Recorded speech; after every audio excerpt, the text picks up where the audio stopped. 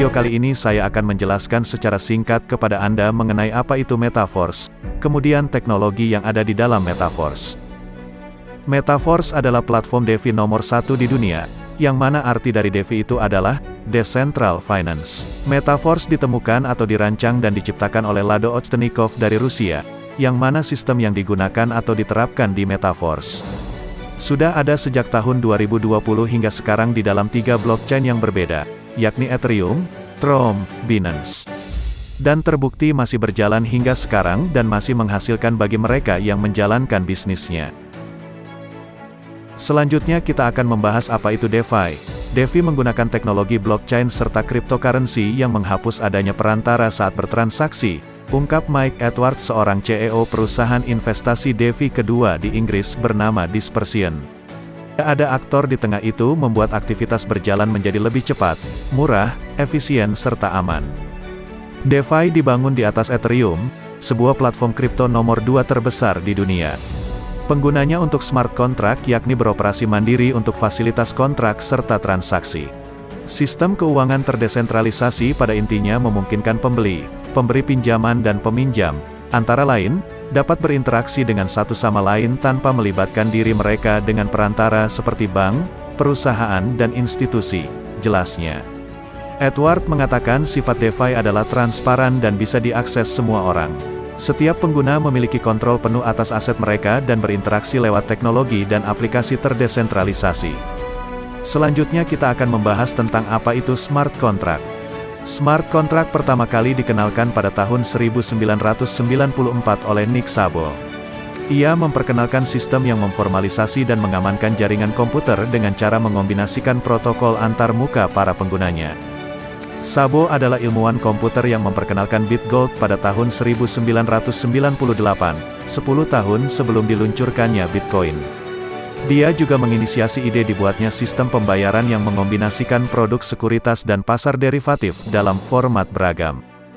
Lulusan Universitas Washington itu menyederhanakan penjelasan mengenai smart contract dengan mengibaratkannya sebagai vending machine, di mana penggunanya hanya perlu memasukkan sejumlah uang dan memilih minuman yang akan dibelinya. Jika jumlah uangnya telah diterima, maka pengguna akan mendapatkan minuman yang diinginkannya dari mesin tersebut. Saat ini smart contract telah menjadi salah satu tipe dari Ethereum. Penggunaan kontrak pintar ini memungkinkan identitas yang anonim dan orang-orang asing tetap bisa melakukan transaksi yang kredibel tanpa supervisi otoritas maupun sistem hukum.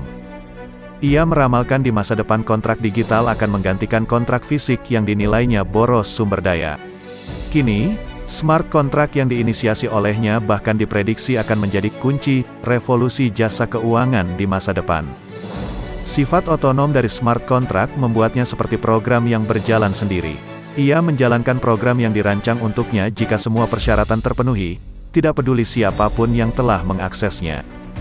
Dengan kata lain, kontrak dibuat bukan atas dasar percaya melainkan atas dasar terpenuhinya semua persyaratan yang telah terprogram. Jika kamu sulit percaya pada orang lain, tentu smart contract cocok untukmu. Dari penjelasan mengenai smart contract di atas maka dapat disimpulkan bahwa sistem force tidak akan dapat dirubah oleh siapapun, termasuk pencipta programnya, dan tidak ada bertentangan dengan hukum dari negara manapun, karena adil dan transparan. Selanjutnya kita akan membahas mengenai blockchain yang digunakan oleh Metaverse yakni blockchain jaringan Polygon. Pada dasarnya, Polygon Matic adalah suatu protokol terdesentralisasi yang bertujuan membangun dan menghubungkan sejumlah jaringan blockchain yang punya kesesuaian dengan Ethereum. Protokol ini juga sering disebut Ethereum's Internet of Blockchain. Adapun protokol ini pertama dirilis di India, tepatnya pada tahun 2017 silam. Pada mulanya, Polygon disebut sebagai jaringan Matic, yang dirancang oleh sejumlah pengembang Ethereum, antara lain, Jayanti Kanani, Sandeep Nailwal, Anurag Arjun. Saat ini, Polygon sendiri mulai dilirik oleh banyak DeFi dan dApps sebagai protokol yang dapat membantu perkembangan produk mereka. Diketahui, telah ada lebih dari 80 dApps yang dibangun dengan Polygon hingga Agustus tahun 2021 lalu. Inilah beberapa dApps yang menggunakan Polygon. Yang pertama adalah QuickSwap. Yang kedua adalah Aavegotchi. Yang ketiga adalah Cogefarm. Dan banyak lagi yang lainnya, yang tidak mungkin bisa saya sebutkan satu persatu.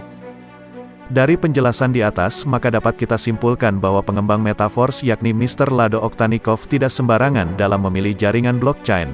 Dia memilih jaringan yang kuat dan digunakan oleh banyak pengembang DeFi lainnya. Selanjutnya kita akan membahas mengenai kripto yang digunakan oleh Metaverse yakni USDT.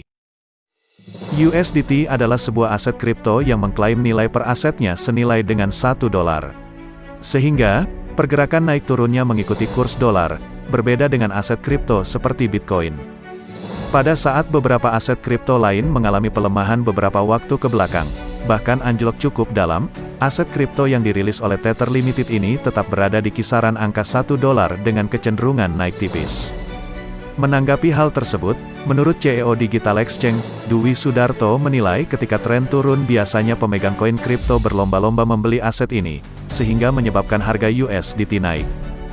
Dari penjelasan di atas, maka dapat kita simpulkan bahwa yang kita transaksikan di dalam Metaverse adalah kripto yang stable coin, yang mana harganya tidak akan anjlok seperti kripto pada umumnya, seperti Bitcoin, Ethereum, BNB, dan lain-lain. Sekian dulu video kali ini, semoga bisa menjadi bahan pertimbangan kalian dalam memilih bisnis yang jangka panjang. Pada video selanjutnya, kita akan membahas mengenai fitur-fitur yang ada di Metaverse. Terima kasih sudah menonton video kami. Bergabunglah bersama kami di Metaverse.